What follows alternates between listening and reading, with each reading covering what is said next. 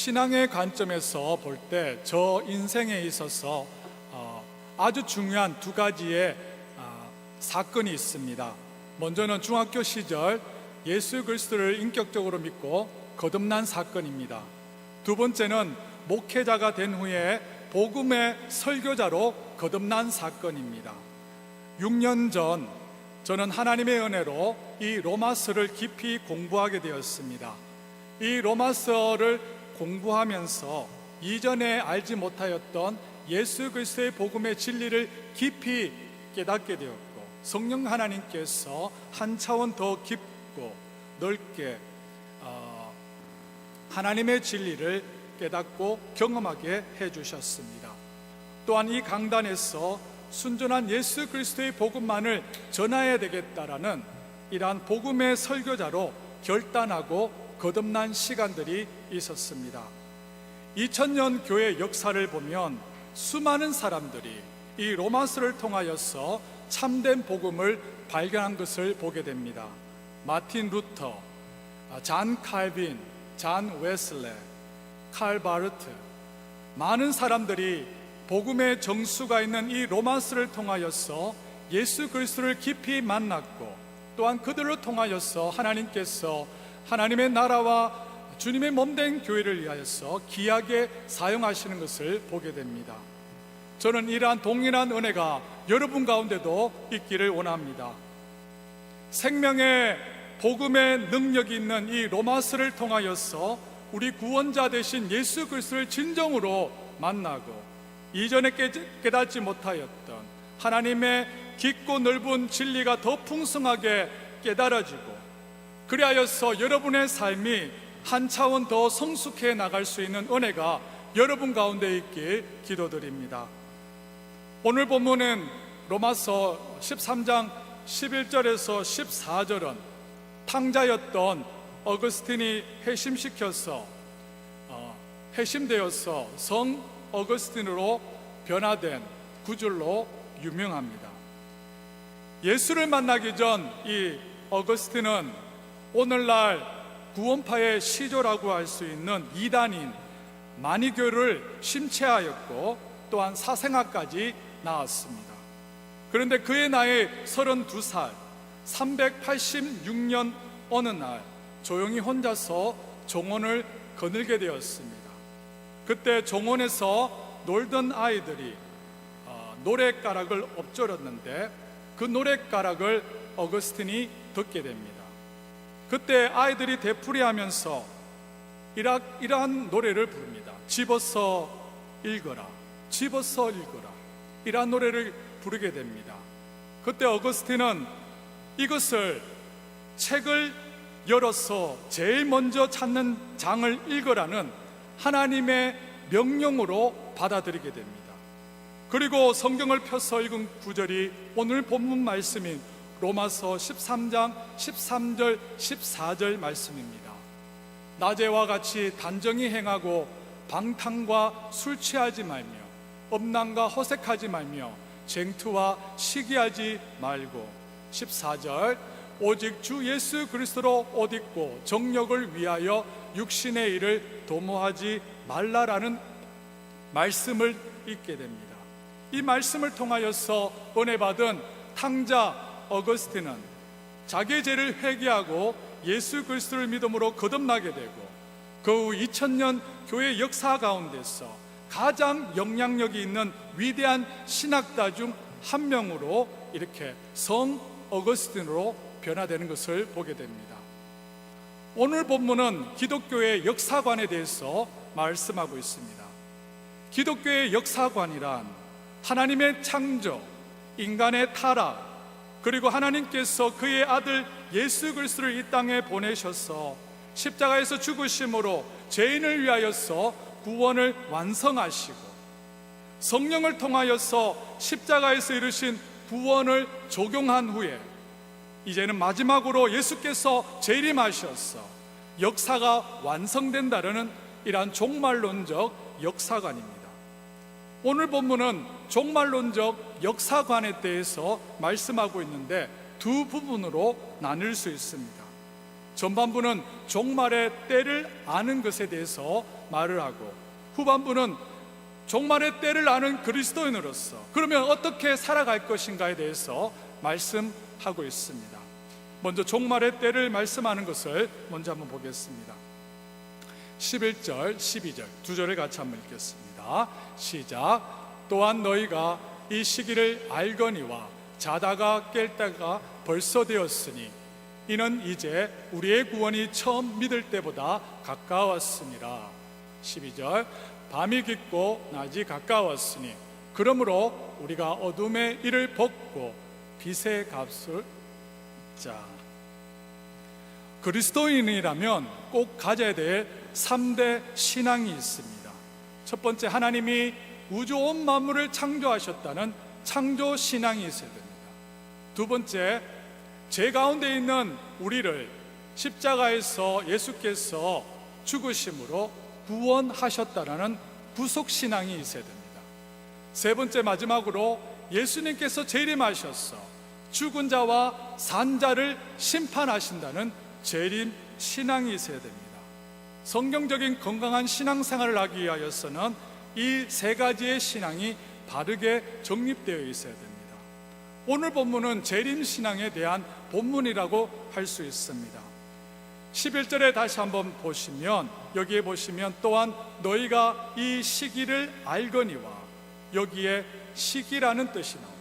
타임이라는 뜻이 나옵니다. 그리고 하반절에 자다가 깰 때가 벌써 되었으니 이는 이제 우리의 구원이 처음 믿을 때보다 가까웠습니다. 때라는 단어가 나옵니다. 이렇게 11절에 보면 시기, 타임이라는 것과 때라는 의미, 이 두 가지의 의미를 잘 이해해야 됩니다. 성경에 보면 두 가지의 시간 개념이 나옵니다. 하나는 크로노스이고 다른 하나는 카이로스입니다.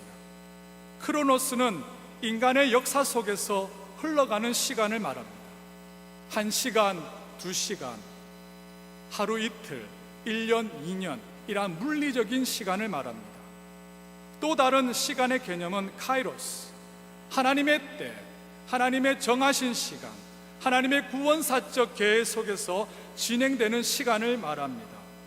오늘 본문에 나왔던 이 시간과 때라는 것은 인간의 역사 속에서 흘러가는 이러한 크로노스적인 시간이 아니라 하나님의 구원사적 섭리 속에서 진행되는 시간의 의미로 카이로스 시간의 의미를 가졌다라고 볼 수 있습니다. 12절 상반절에 보면 밤이 깊고 낮이 가까웠으니 라고 나왔듯이 하나님이 예정하시고 계획하신 새 시대가 동이 트기 시작했고 모든 것이 마지막이 가까운 것, 카이로스 시간, 즉 모든 구원의 완성이 되는 주님의 재림이 가까워 왔다는 뜻을 가지고 있습니다. 마태복음 24장 36절에 보면 예수님의 재림의 때와 그 시간은 아무도 모른다라고 되어 있습니다. 하늘의 천사도 아들도 모르고 오직 아버지만 아신다라고 했습니다. 이렇게 예수님의 재림과 시간의 그때는 아무도 모르고 오직 아버지만 아시지만, 하지만 예수님의 재림이 가까웠을 때, 예수님의 재림이 가까웠을 때 일어날 징조들은 이미 성경에서 말씀하고 있습니다. 특별히 마태복음 24장에 보면 예수께서 재림하실 때 일어날 징조에 대해서 분명하게 말씀하는 것을 보게 됩니다. 제가 24장 5절을 읽어드리면 많은 사람이 내 이름으로 와서 이르되 나는 그리스도다 하여 많은 사람이 미혹해 하리라 라고 되어 있습니다. 여러분, 교회 역사를 보면 많은 거짓 선지 그리스도가 나타난 것을 보게 됩니다. 그러나 지금 이 시대 때도, 이 21세기에도 자기가 재림주라는 자들이 많이 등장하는 것을 보게 됩니다. 한국에서만 30명이 넘는 자기가 재림주라고 주장하고 있다라고 말합니다. 여러분, 이들을 통하여서 많은 사람들이 미혹되고 그리하여서 진리를 떠나게 되는 것을 보게 됩니다. 여러분 이것을 예수님의 재림의 징조로 볼 수 있습니다. 또한 우리 24장 6절에서 8절 다 같이 한번 읽도록 하겠습니다. 시작. 난리와 난리 소문을 상가 두려워하지 말라. 이런 일이 있어야 돼 아직 것은 아니니라. 민족이 민족을 나라가 나라를 대적하여 일어나겠고 처처의 기근과 지진이 있으리니 이 모든 것이 재난의 시작이니라. 8절 이 모든 것은 재난의 시작이니라 라고 되어 있습니다.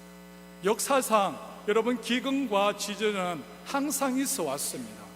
하지만 오늘날의 이 기근과 지진의 빈도는 더 빈번해지는 것을 보게 되고 그 강도는 더 심해지는 것을 보게 됩니다. 여러분 이러한 것은 재림의 징조로 우리는 볼 수 있습니다. 그리고 24장 9절에 보면 다 같이 한번 읽어볼까요? 시작. 그때의 사람들이 너희를 환난에 넘겨주겠으며 너희를 죽이리니 너희가 내 이름을 위하여 모든 민족에게 미움을 받으리니 라고 되어 있습니다. 기독교 잡지인 순교자의 목소리라는 이 잡지를 보면 이러한 통계가 나와 있습니다.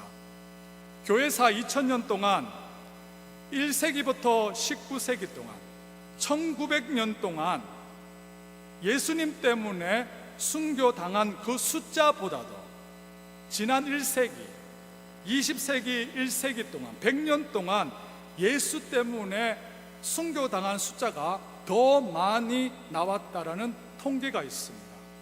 여러분 이것은 무엇을 의미합니까?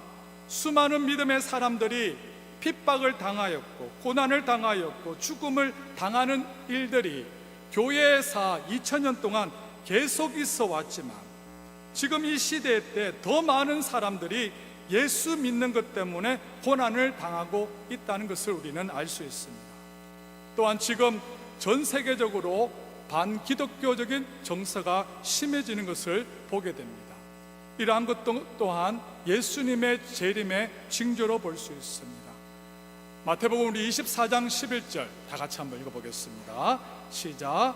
거짓 선지자가 많이 일어나 많은 사람을 미혹하게 하겠으며 오늘날 여러분이 아시다시피 수많은 거짓 선지자들이 등장하여서 많은 사람들을 미혹하고 있습니다.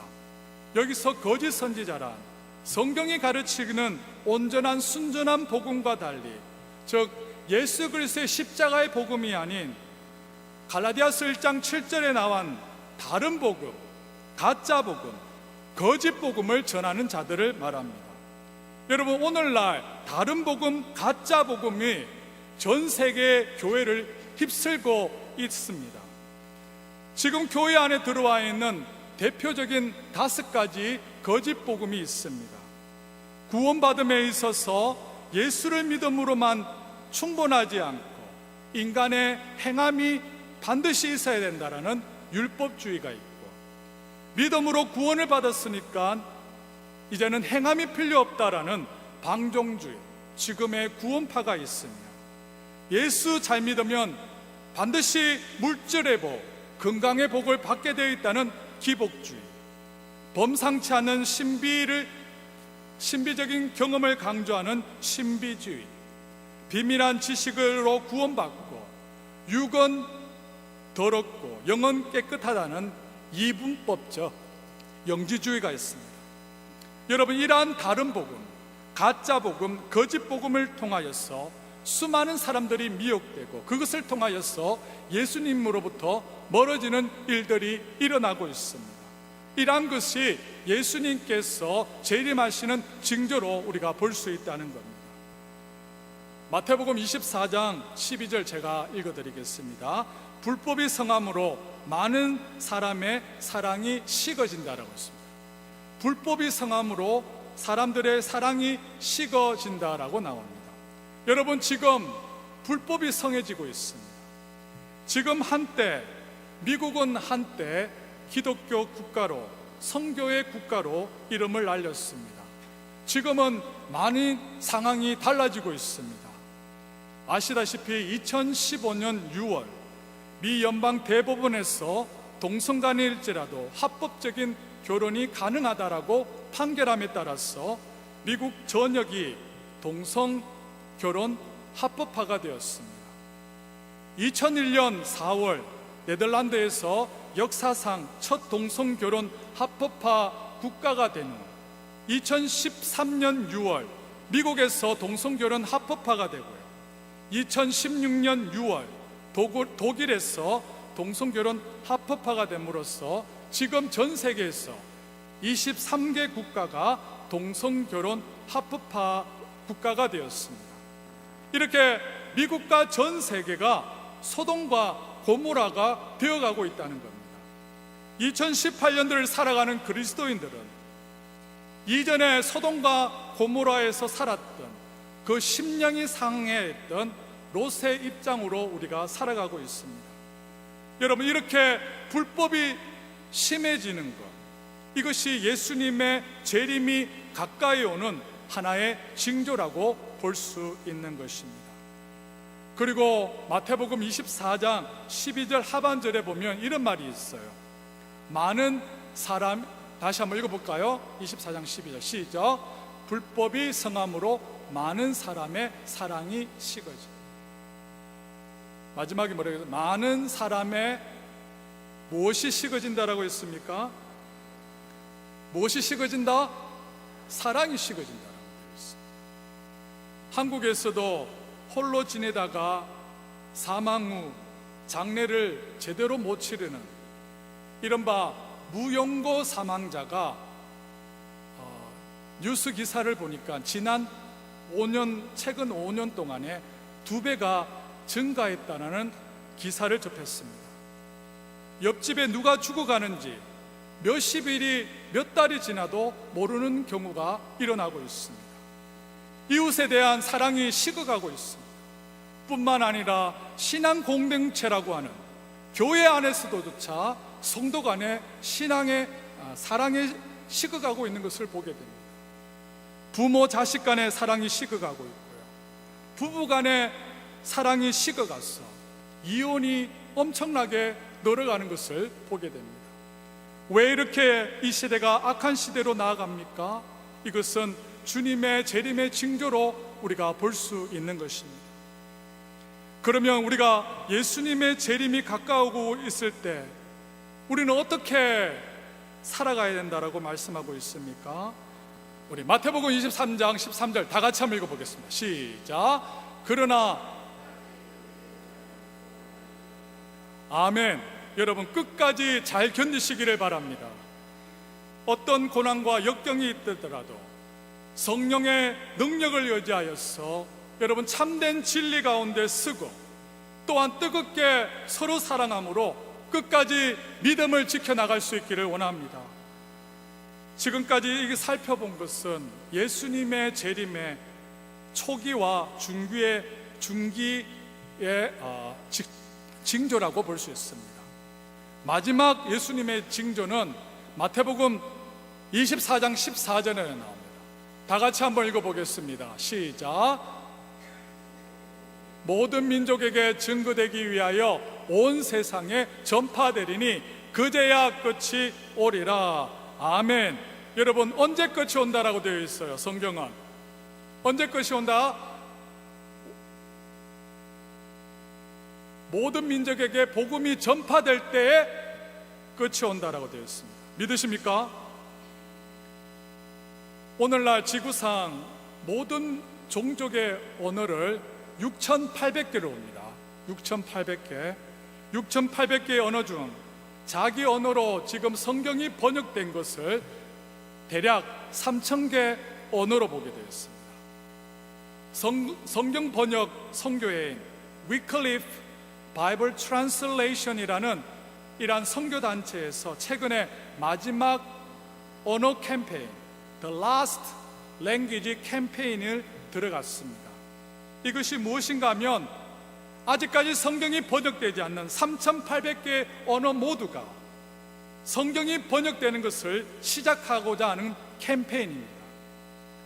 최소한 성경이 번역되지 않는 3,800개의 언어가 자기 언어로 성경 번역을 시작하는 그 시점을 언제로 보느냐면 2025년으로 잡고 있습니다.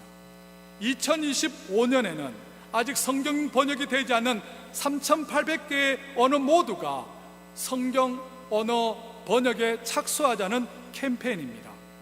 그러면 지금 AI, 인공지능이나 현재 과학 기술의 수준으로 볼 때 위클리프 추산으로서는 2040년에서 2045년이 되면 모든 언어가 성경이 번역이 된다라고 전망하고 있습니다. 물론 모든 언어가 성경으로 번역된다는 것, 마태복음 24장에 나오는 천국 복음이 온 세상에 전파되는 것과 일치하지는 않지만 어쨌든 그것은 매우 의미심장한 선교 역사의 이정표가 될 것입니다. 또한 이것은 역사의 종말, 예수님의 재림이 가까워 왔다는 하나의 귀중한 징표적인 사건으로 우리는 받아들일 수 있을 것입니다. 사랑하는 성도 여러분, 예수님께서 말씀하셨던 것처럼 세계 선교가 완성이 되면 그때 재림하실 것입니다. 믿으십니까? 모든 민족과 열방 가운데 예수 그리스도의 복음이 전파되면 예수님이 재림하십니다. 그러면 종말의 때를 아는 그리스도인으로서 우리는 어떻게 살아가야 된다라고 오늘 본문은 말씀하고 있습니까? 본문 12절에서 14절 다시 한번 읽어보도록 하겠습니다. 시작. 그러므로 우리가 어둠에 벗고 빛의 값을 입자. 낮에 단정히 행하고 방탕과 술 취하지 말며 엄난과 호색하지 말며 쟁투와 시기하지 말고. 14절. 오직 주 예수 그리스도로 옷 입고 정욕을 위하여 육신의 일을 도모하지 말라라고 되어 있습니다. 13절에 보시면 낮에와 같이 단정히 행하고 방탕하거나 술 취하지 말며 엄난하거나 호색하지 말며 다투거나 시기하지 말고 무엇으로 옷 입으라고 그랬어요? 주 예수 그리스도로 옷 입고 라고 되어 있습니다. 맞습니까? 그리고 12절에 뭐라고 되어 있어요? 12절 하반절에 그러므로 우리가 어둠의 일을 벗고 무엇으로 옷 입자? 빛의 갑옷을 입자라고 했어요. 빛의 갑옷을 입자. 이렇게 바울은 예수님께서 재림하시는 종말의 때를 아는 구원받은 성도로서 주 예수 그리스도의 옷으로 그리스도로 옷 입고 빛의 갑옷을 입자라고 권면하고 있습니다. 여러분, 저와 여러분들이 오직 주 예수 그리스도로 옷 입고 빛의 갑옷을 입기를 원합니다. 여기서 중요한 것은 옷 입고 갑옷을 입자라는 시제입니다. 주 예수 그리스도로 옷 입고 빛의 갑옷을 입자라는 이 시제, 과거입니까? 현재입니까? 미래입니까? 어떤 시제로 사용하고 있습니까? 현재 시제로 사용하고 있습니다. 그런데 다른 성경에 보면 현재 시제가 아니라 과거형, 과거 시제로 사용되는 경우도 있습니다. 그리스도의 옷을 입었다라는 과거형으로 사용되는 경우도 있는 것을 보게 됩니다. 갈라디아서 한번 보겠습니다. 3장 27절 시작. 누구든지 그리스도와 합하여 세례를 받은 자는 그리스도로 옷 입었느니라. 여기는 어떻게 되어 있어요? 그리스도로 옷 입었다라고 되어 있죠. 과거형으로 되어 있습니다. 아주 중요합니다. 여러분, 왜 이렇게 두 가지의 다른 시제로 사용되어 있을까요? 이것은 오늘 본문을 이해하기 위하여서는 구원의 시제에는 세 가지가 있다는 것을 우리는 꼭 이해해야 됩니다. 구원의 시제로서는 이미 우리가 구원받은 구원, 칭의가 있고요. 구원받은 자로서 거룩한 삶을 살아가는 성화가 있고요. 그리고 앞에 우리의 몸이 부활하여서 영화되는 영화적 구원을, 이렇게 세 가지의 구원이 있습니다. 갈라디아서 3장 27절 말씀은 그리스도로 옷 입었느니라, 이 말은 구원의 과거 시제인 칭의를 말합니다.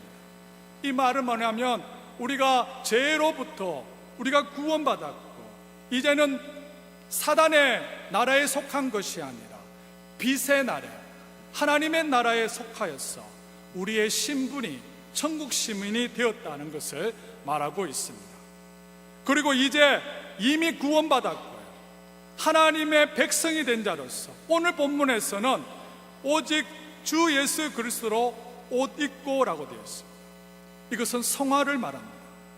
이것은 우리의 신분이 영광스럽고 거룩한 하나님의 나라, 저 천국 백성이 되었으니 이제는 성령을 의지하여서 그 신분에 걸맞게 거룩하게 영광스럽게 그 신분에 합당하게 살아가는 말씀이 담겨 있습니다.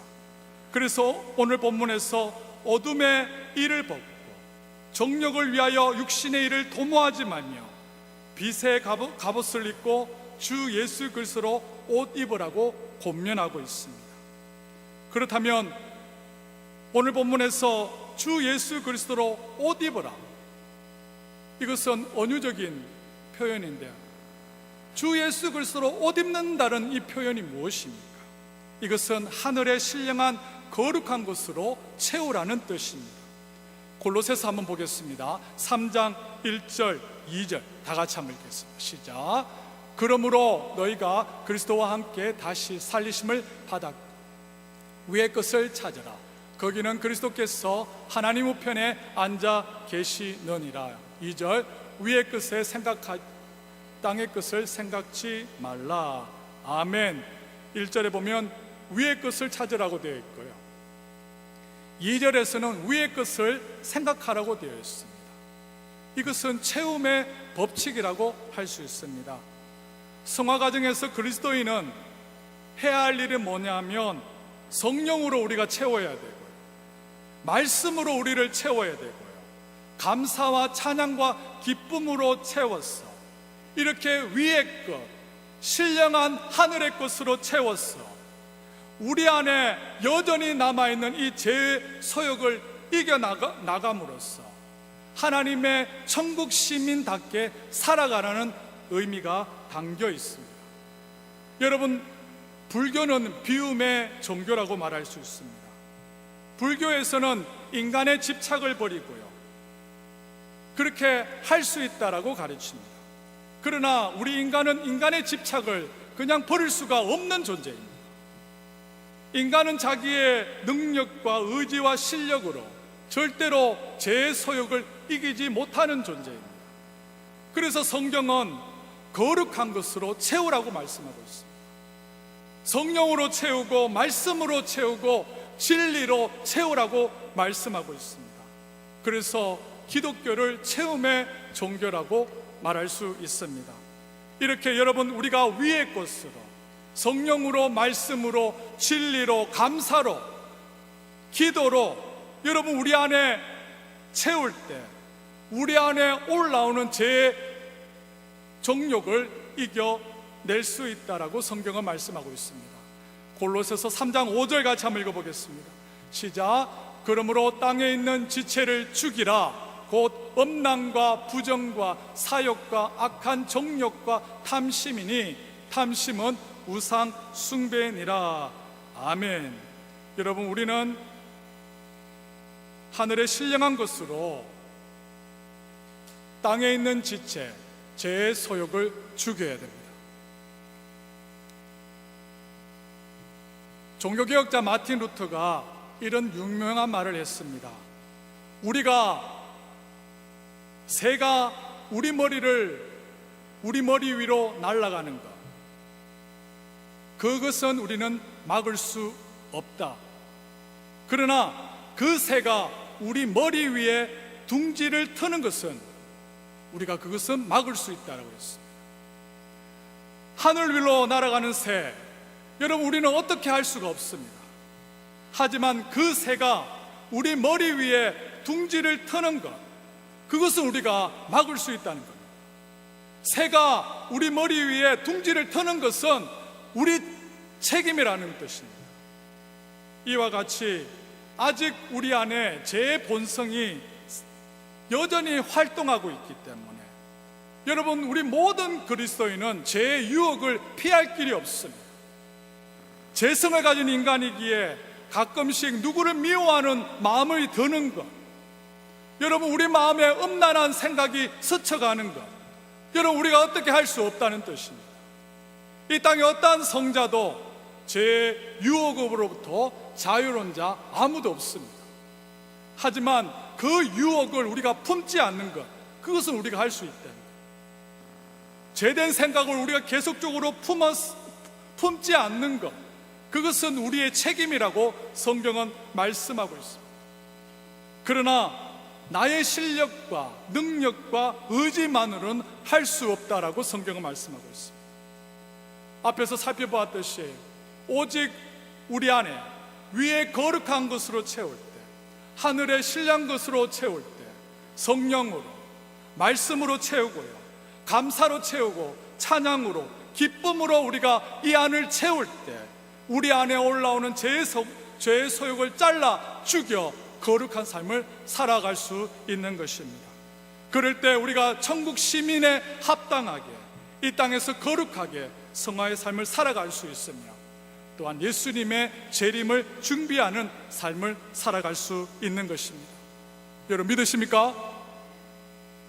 여러분, 체험의 법칙을 꼭 기억할 수 있기를 원합니다. 이번 한 주간 또 성령의 충만을 받으시기를 항상 기도하시기를 원합니다. 말씀으로 충만하시기를 항상 기도하시기를 원합니다. 기도로 충만하시고요, 찬양으로 충만하시고요, 감사로 충만하시고요, 기쁨으로 여러분을 충만시키기를 원합니다. 여러분, 이렇게 성령과 말씀과 진리와 기도와 찬양과 감사로 여러분 위의 것으로 신령한 것으로 우리를 채울 때에 악한 것과 우리는 싸워 이길 수 있고요, 영적 전쟁에서 사단 마귀와 싸워서 이길 수 있는 것입니다.